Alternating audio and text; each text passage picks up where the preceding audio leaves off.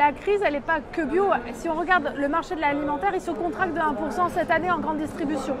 D'une manière générale, l'année 2020, on a vraiment secoué la boule à neige et on ne sait pas exactement comment est retombée la neige.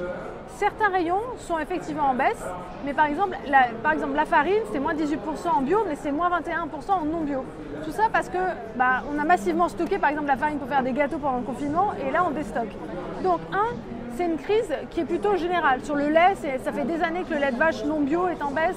Donc à la limite que la crise touche le bio, c'était presque un peu normal. Sur d'autres filières, il y a des acteurs qui ont voulu produire beaucoup pour prendre des parts de marché et qui ont fait ce déséquilibre de marché. Mais globalement, on sait que le sens de l'histoire, il est pour le bio, puisque si on regarde par rapport à 2019, on avait encore une enseigne de grande distribution ce matin ici qui nous a dit nous effectivement la croissance elle est plate par rapport à l'an dernier, mais par rapport à 2019 on a plus 14%. Donc nous d'une manière générale on attend à l'agence bio d'avoir l'ensemble des chiffres du marché parce que le bio il ne se vend pas qu'en grande distribution. L'alimentaire effectivement il se vend surtout à grande distribution à 70%, en revanche c'est que 55% en bio.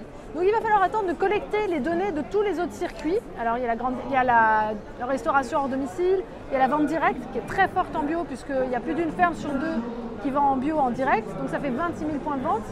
Et donc tous ces points de vente, ils vont nous remonter leur chiffre d'affaires, leur vision du marché, et donc là on pourra avoir un avis étayé, chiffré, éclairé. Donc ça, ce sera le 10 juin.